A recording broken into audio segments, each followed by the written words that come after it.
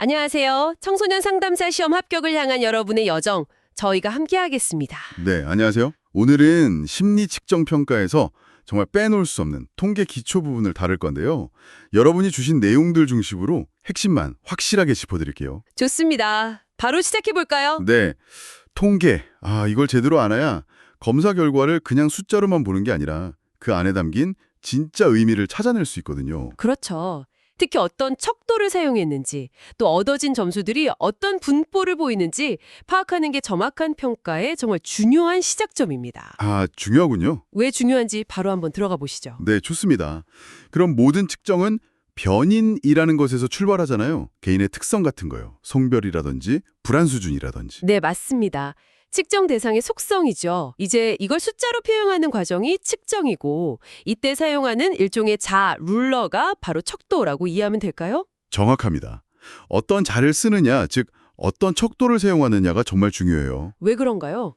척도는 그냥 숫자를 붙이는 행위가 아니에요. 그 숫자가 어떤 속성을 담고 있는지, 어떤 정보를 주는지 정하는 규칙이거든요. 규칙이군요. 네. 그래서 어떤 척도를 쓰는지에 따라서 우리가 얻는 정보의 수준이나 또 나중에 어떤 통계 분석을 할 수 있는지가 확 달라집니다. 시험에 아주 잘 나오는 4가지 기본 척도, 이거부터 확실히 하죠. 가장 간단한 것부터요. 네, 첫 번째는 뭔가요? 명명 척도입니다. 이건 그냥 대상을 구분하기 위한 이름표라고 생각하시면 돼요. 이름표요? 네. 예를 들면요? 성별을 남자 1, 여자 2 이렇게 숫자로 표시하는 경우요. 여기서 1, 2는 크기나 순서랑은 전혀 상관이 없어요. 그냥 분류 기호죠. 정말 이름표네요. 뭐 직업을 1번, 2번, 한 번으로 나누는 것도 마찬가지겠군요. 네, 맞습니다. 그걸로는 순서를 매기거나 할 수는 없죠. 그럼 순서 개념이 들어간 건 뭔가요? 그게 서열 척도입니다. 명명 척도처럼 분류도 하지만 대상 간의 상대적인 순위, 그 서열 정보를 알려줘요. 순위요. 예를 들면 어떤 게 있을까요? 만족도 조사 같은 거 있잖아요.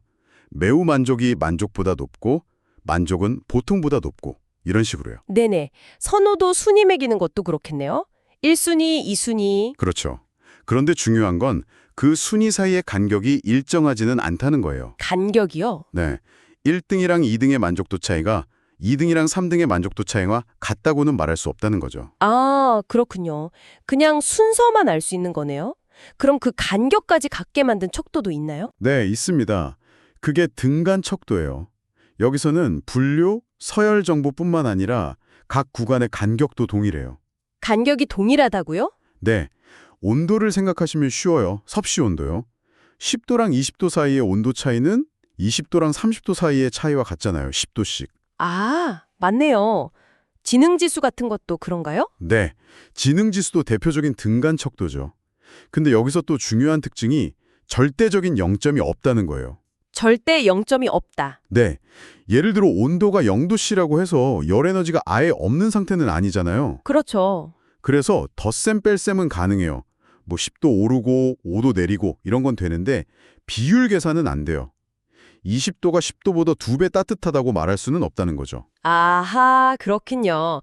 IQ 120이 IQ 60보다 2배 똑똑하다고 말 못하는 거랑 같은 거네요. 정확합니다. 그럼 마지막으로 비율 계산까지 다 되는 가장 정보가 많은 척도는 뭔가요? 그게 바로 비율 척도입니다. 등간 척도가 가진 모든 속성에다가 절대 0점, 그러니까 진짜 없음을 의미하는 0값을 가져요. 진짜 없음을 의미하는 0이요. 네, 키, 몸무게, 나이 같은 거요. 키가 0cm면 정말 길이가 없는 거잖아요. 네, 그렇죠. 그래서 덧셈 뺄셈은 물론이고 곱셈, 나눗셈 같은 사칙 연산이 모두 가능해요. 키가 2배 크다, 몸무게가 절반이다 이런 말이 성립하는 거죠. 가장 많은 정보를 담고 있는 척도라고 할 수 있습니다. 4가지 척도가 확실히 구분되네요. 명명, 서열, 등간, 비율. 갈수록 정보가 풍부해지는군요. 네, 맞습니다. 이런 기본 척도를 이해하는 게 중요하고요. 그럼 이제 이걸 바탕으로 심리검사에서는 눈에 안 보이는 것들, 예를 들어 태도나 성격 같은 걸 어떻게 측정하는지 그 방법들을 좀 볼까요? 네, 심리적인 특성을 재기 위해 여러 가지 척도 구성법이 개발되었어요. 대표적인 것 몇 가지를 소개해 드릴게요. 네, 어떤 것들이 있죠? 우선 서스톤 척도라는 게 있습니다. 이건 어떤 주제에 대한 여러 문항을 만들어요. 그리고 전문가들이 각 문항이 얼마나 긍정적인 혹은 부정적인 태도를 나타내는지 미리 점수를 매겨 놓습니다. 아, 미리 점수를 매겨놓는군요. 네, 응답자는 그 문항들 중에서 자기가 동의하는 문항만 고르면 돼요. 그러면 그 골라진 문항들의 점수 평균값을 계산해서 그 사람의 태도 점수로 삼는 방식입니다. 약간 복잡하게 들리는데요? 네, 문항 만드는 과정이 좀 까다롭긴 하죠. 등간척도 수준으로 만들려는 노력이었어요. 그럼 우리가 설문 같은 데서 더 자주 보는 방식은 뭐죠? 그 왜 매우 그렇다부터 전혀 그렇지 않다까지 고르는 거 있잖아요. 아, 네. 그게 바로 리커트 척도입니다. 아마 가장 익숙하실 거예요. 네, 정말 많이 본 것 같아요. 어떤 진술문에 대해서 전혀 그렇지 않다 1점, 그렇지 않다 2점 이런 식으로 보통 5단계나 7단계 정도로 동의하는 정도를 표시하게 하죠.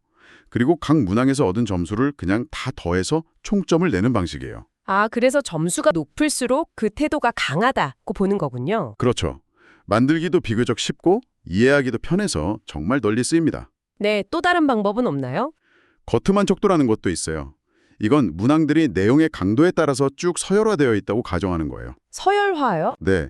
예를 들어 아주 강한 태도를 나타내는 문항에 예라고 답한 사람은 그보다 약한 태도를 나타내는 문항들에도 당연히 예라고 답할 거라고 보는 거죠. 누적되는 방식이에요. 아, 누적형 척도군요. 이것도 흥미롭네요. 그리고 의미변별 척도라는 것도 있습니다. 이건 어떤 대상, 예를 들어 특정 브랜드나 사람에 대해서 사람들이 갖는 주관적인 느낌이나 이미지를 측정할 때 유용해요. 느낌이나 이미지요? 어떻게 측정하죠? 좋다, 나쁘다, 빠르다, 느리다, 강하다, 약하다. 같이 서로 반대되는 형용사쌍을 양쪽 끝에도요.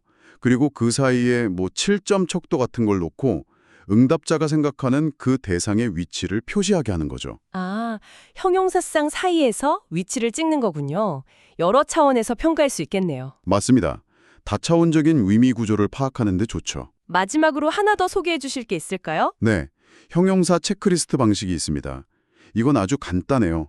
여러 형용사 목록을 주고 그중에서 자신을 가장 잘 묘사한다고 생각하는 단어들을 모두 고르게 하는 거예요. 아, 그냥 체크만 하는 거군요. 네, 비교적 빠르고 쉽게 성격 특성이나 현재 감정 상태 같은 걸 알아보는 데 쓰일 수 있습니다. 그럼 이렇게 척도를 통해 얻은 점수들, 이 데이터들을 한눈에 파악하려면 어떻게 요약해야 할까요? 데이터의 특성을 보여주는 방법이 있을 텐데요. 네, 바로 그 역할을 하는 게 집중 경향치와 산포도입니다. 집중 경향치는 말 그대로 데이터가 주로 어디에 모여 있는지 그 중심을 보여주는 값이에요. 중심값이요? 네, 가장 많이 쓰는 평균 아시죠? 다 더해서 개수로 나누는 거. 그리고 자료를 크기 순으로 쭉 나열했을 때 정확히 가운데 위치하는 중앙값, 미디언. 마지막으로 가장 빈번하게 나타나는 값인 최빈값, 모드.